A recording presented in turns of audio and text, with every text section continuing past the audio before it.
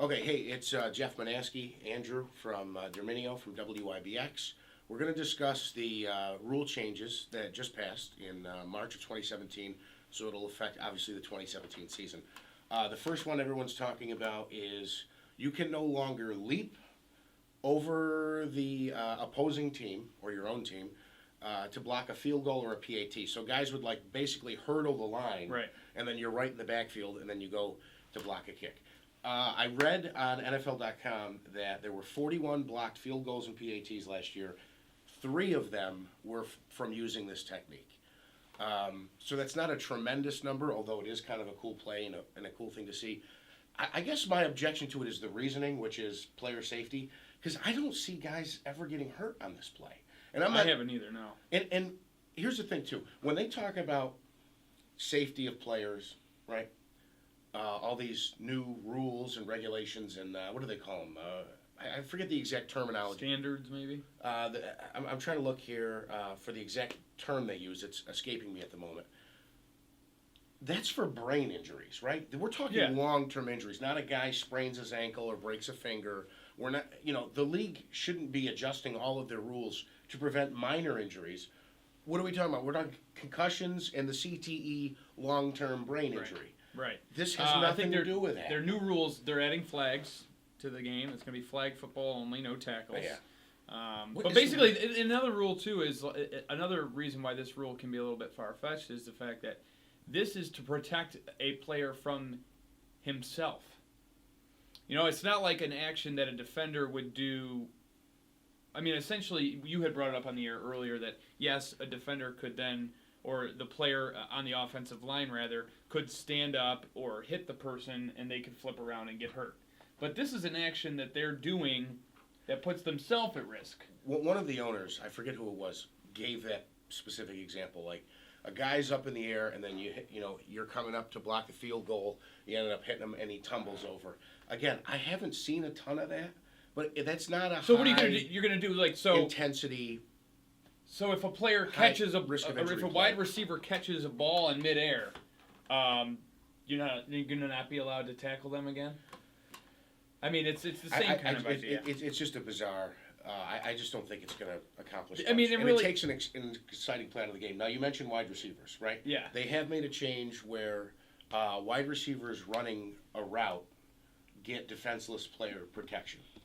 So you can't. Well, Jordy Nelson, prime example. Well, I think with his rib injury. No, but he caught the ball, so he was a receiver. We're talking about guys that while they're running a route. You're talking about the playoff game against the Giants? Yes. He caught the ball, was going out of bounds. Okay, you're talking about while they're running I'm talking about when they're running a route. So even if you're not throwing toward them, or if a guy's just running a route, they get defenseless player protection, which means a number of things. I guess you can't blindside them, you can't launch, you can't hit to the head. Mm-hmm. Again, I don't know that happens a lot, but I don't have an objection to that. The other thing, this is what blows my mind. I got to get your reaction to this. The NFL basically did 2 things. Now, I didn't see ESPN or NFL report this. I saw maybe some Seattle publication did this, and I think it was the Kansas City Star. They noted this. They're going to use tablets. This the is refs my favorite. No longer go under the hood. They now get tablets. Right. NFL's becoming the new NASCAR. They want to change rules every 3 seconds. This is a rule that is supposed to cut back the time. Shorten the game. I could see that. How? Well, once you get to the hood, the time is not okay. They have to go to the sideline and look at the replay.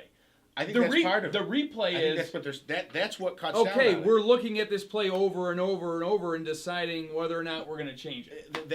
I don't think that's going away, but that's what really the. I assume that's what the time savings is. The ref no longer has to run from the 20. Okay, but are they going to carry the tablets on them? Well, here's the thing. Are they going to have somebody run them? I'm going to say a ball boy, but he's going to be a tablet boy. He'll run to the ref, I assume. He'll go out to the ref. Well, come to the side. So he's in a little better shape than the ref. I don't know. Maybe that's the only thing I can assume when they say that we're saving time is that the ref no longer has to run to wherever the hood is. Okay. The other thing is this. Here's something else they changed. Okay, and then I want to wait all because the conspiracy theorist in me has another theory.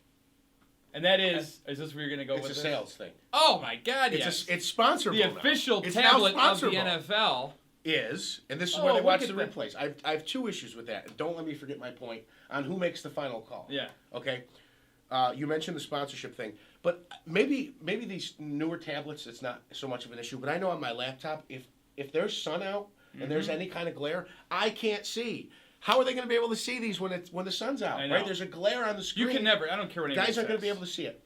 But here's the thing: all final decisions now will come from the head of officiating, Dean Blandino, and New York, the command center. So why even have the ref go through it? Just give him a headset in communication with New York, and he either says, "Yeah, it was a catch," "No, he was out of bounds," whatever the case was. Just a quick yes or no from. Why do the refs do it and then they get a final ruling? Do they take? If the final ruling comes from them, just let them make the decision. I'm sure there's some New York, discussion with them. the on-field referees too. There has to be. There is some yes. Officials will say, "This is why I made the call." Which you can do with a headset. You don't need a tablet for that. What, they going to Skype? It's going to Skype? Hey, Hey, got to I'm look at back the at it. 25-yard They got to line. look back at the play too. Who, the ref? The ref, yeah. But that's what I mean. They don't necessarily have the. They don't make the final call necessarily. Right, but I think they would have to in in discussion with New York, they would have to reference and look back at the play for the decision that they made on the call. Right. I think. Okay. But I think ultimately it's ultimately comes down to they want that. It's a sponsorship tablet. opportunity. They want that it's a tablet sponsorship opportunity on the field. All right. There's a couple of other things. I want to blow through these quick. Again, this is from NFL.com. They listed. There's basically 9 or 10 rule changes. Some of them probably won't affect most plays. Crackback blocks prohibited by a backfield player in motion, even if he's not more than 2 yards outside the tackle box when the ball is snapped. This is something you see a lot of guys will put a guy in motion and then he comes back to block. The other one I wanted to touch on is now players can be ejected by a referee for what's considered basically a dirty hit, a hit to the head. Helmet to helmet. Helmet to helmet type stuff. They can make that decision on the field and eject a player.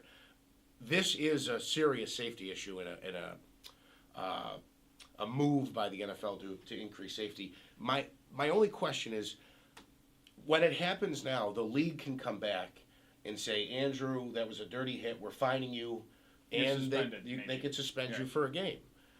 So I guess that allows the time for people to see it multiple times in replay and for the league to make a decision whether or not a player should be suspended. I guess that's my only objection, that a player can make an on-the-spot call where if you watched a couple of replays... Or the official, you said. After you watched a couple of replays, you would say, actually that's probably not worthy of an ejection. Right. That's why I'm okay with...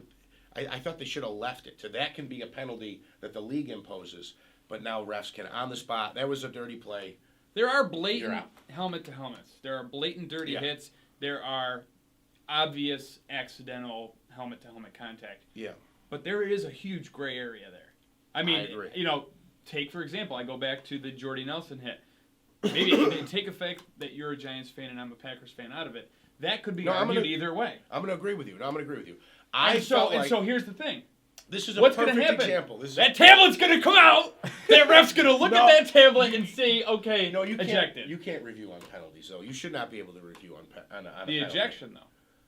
I don't know that they're going to review ejections. But here's an example of that. You felt like the Giants player should have been ejected for the hit on Jordy Nelson that broke his I think it should have been... You thought it was at least penalized. I don't think it was penalized. It wasn't penalized. But that's an example of a bang-bang play where he hit him in the ribs. When I saw it live, I didn't think it was a penalty. I'm a Giants fan. But on the replay, he led with his crown. Yeah. Hit the guy in the ribs, should have been a penalty. Yes, it should have been a penalty in hindsight. You were upset they didn't call it. My argument was, give me a break. You won the game for one, and for two, it was a bang-bang play. You can miss those. I still don't think you should be able to review for penalties. But that's an example where, after the fact, not seeing it live, what you saw or thought you saw is a little bit different. So in this case, it's actually the opposite. He should have been penalized there. I'm just worried that the league is you're going to get guys ejected from games, key guys, when if you looked at it a couple times in a replay, you'd say, you know what, maybe that was incidental, or it wasn't worthy of an ejection. Well, that's what I'm saying is I don't think that penalties should be reviewed because of like you said, the simple fact of, well, obviously time, and that's just how it's always been. But look, in basketball, they have reviews on if it's flagrant 1 or flagrant 2. No, listen, you want the game to be 6 hours? I mean, there's a lot of penalties. I know. I'm just saying, if they're going to have this rule of automatic ejection, I agree with you. I don't know. It takes more time to determine if it was, intentional or not. I don't know that that replays are going to be part of that ejection rule. I have not seen or read that. And the other thing I'll say is this: this didn't happen, but Ian Rappaport is reporting. Reported yesterday. The league is going to look at in May the overtime rule. They may cut it from 15 minutes of overtime period to 10 minutes. And the story and I read, both to have possession? No, just they'd reduce 5 minutes off the clock. And from what he said, he thinks it's a pretty sure thing that's going to pass. So maybe more ties in the NFL, although that's very rare. It'll still be rare, but it increases the likelihood in an overtime game of a tie when you take a third of the clock away. You take a third of the time period away. So comment below. What I'll do is I'll kind of lay out all of the different rule changes on our website, WIBX950.com, and be sure to subscribe to our page. And you can download the app on your tablet.